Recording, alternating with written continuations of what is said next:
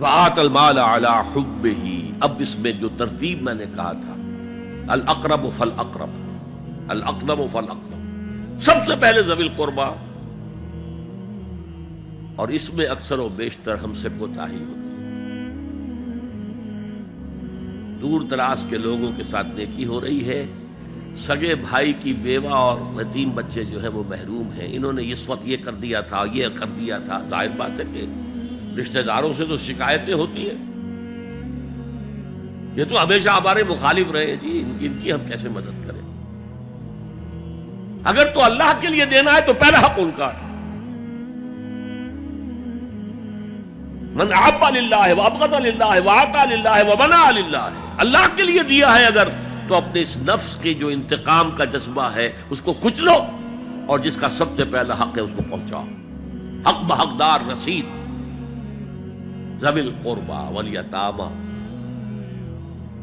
جو بے سہارا رہ گئے، باپ کا سایہ نہ رہا، والمساکین، مساکین کسے کہتے ہیں؟ مسکنت کہتے ہیں کم ہمتی۔ آپ کو معلوم ہے آج کل ایک مرض کہلاتا ہے نیورستھینیا، آدمی دیکھنے میں ہٹا کٹا ہے، صحت مند ہے، لیکن اندر سے اس کی کوئی ہمت ایسے جواب دے گئی ہے کچھ کر ہی نہیں سکتا، وہ ہے مسکین۔ اسی لیے جو فرمایا گیا یہودیوں کے لیے ضربت علیہم الذلۃ والمسکنہ، ذلت کے معنی بھی کمزوری، اور مسکنت کم ہمتی، ہمت ختم ہو گئی۔ تو جو اپنے پاؤں پر نہیں کھڑا رہ سکتا اس وجہ سے کہ اس میں وہ ہمت کم ہو گئی ہے، وہ بھی مستحق ہے۔ وابن السبیل، اور مسافر۔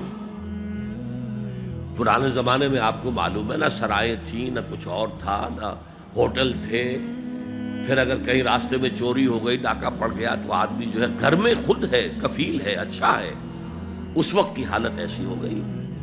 ہمارے ہاں بیگرز نے اسی کو ایک بہت بڑا بہانہ بنایا ہوا، جی میں آیا تھا وہاں سے اور یہاں سے، اور میری جیب کٹ گئی، سب کچھ چلا گیا، اب مجھے واپس جانے کے لیے کرایہ چاہیے۔ اکثر و بیشتر جھوٹے کیسز ہوتے ہیں۔ اگر آپ کسی کو پکڑ لیں اور ساتھ لے کر کہیں تحقیق کراؤ تو وہ بھاگ جائے گا، پھر نہیں آئے گا اس مسجد میں۔ لیکن یہ کہ ابن السبیل یہ بھی ایک کھاتا ہے۔ والسائلین، یہ ذرا تفصیل طلب معاملہ ہے۔ اسلام کی تعلیم بڑی متوازن ہے۔ ایک طرف سوال کی مذمت ہے، مت اپنا دستے سوال دراز کرو کسی کے سامنے۔ جو شخص ہاتھ پھیلاتا ہے مانگنے کے لیے، وہ اپنی عزت نفس کو ہتھیلی پر رکھ کر آپ کے سامنے پیش کر رہا ہے، اور آپ ٹھوکر مار دیتے ہیں اس کی عزت نفس کو۔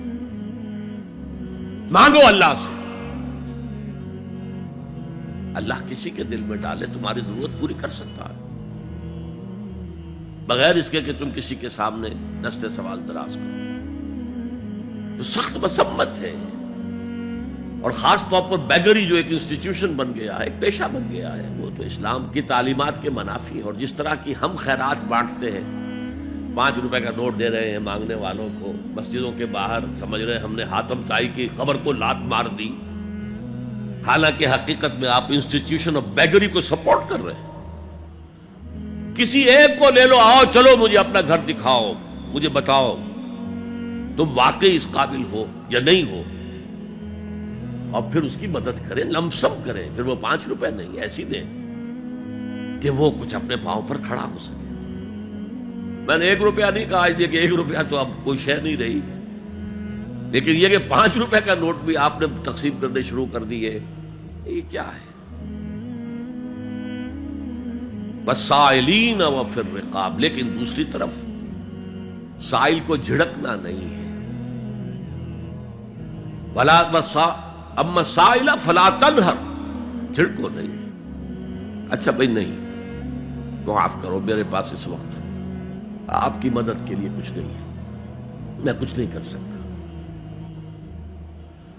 تو ان دونوں کے درمیان اصل میں معاملہ ہونا چاہیے، بلکہ یہاں تک بھی فرمایا سائل کو ضرور دو، چاہے وہ گھوڑے پر سوار ہو کر تمہارے دروازے پہ آیا، کیا پتا اس کی واقعی الجھن کیا ہے۔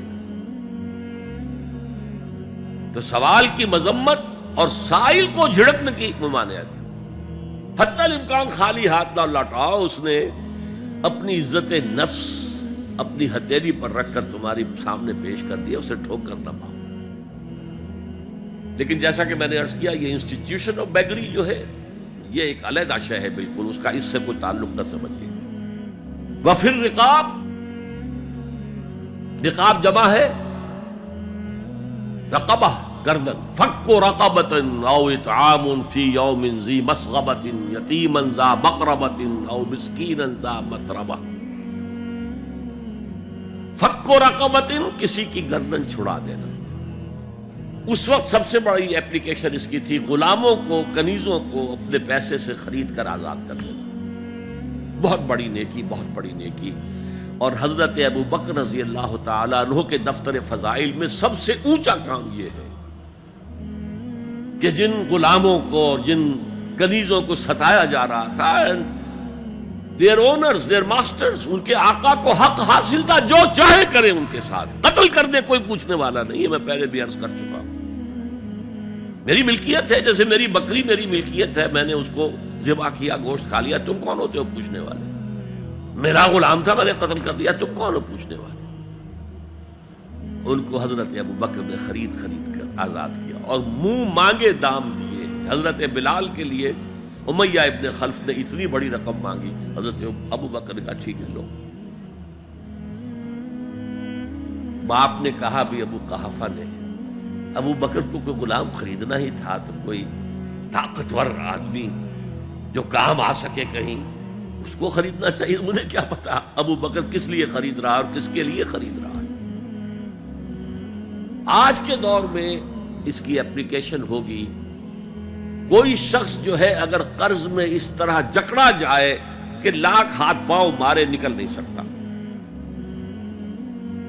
اس کو کوئی لمپ سم مدد دے کر اس قابل کیا جائے کہ وہ پھر اپنے پاؤں پر کھڑا ہو جائے۔ یہ نہیں کہ اسے آپ ہر مہینے کچھ رقم دیتے رہے مینٹیننس کے لیے، نہیں، اس سے تو وہ اسی پوزیشن میں رہے گا۔ یہ بعض مائنورٹی کمیونٹیز کے اندر یہ معاملہ موجود ہے۔ کوئی بھائی اگر گر گیا ہے کاروبار میں تو اس کی پھر ایسی مدد کی جائے کہ وہ پھر آپ کی صف میں آ کر کھڑا ہو جائے، respectable members of your community, وہ اس شکل میں پہنچ جائے۔ یہ بھی فک و رقبۃ اس کی ذیل میں آج کل آئے گا۔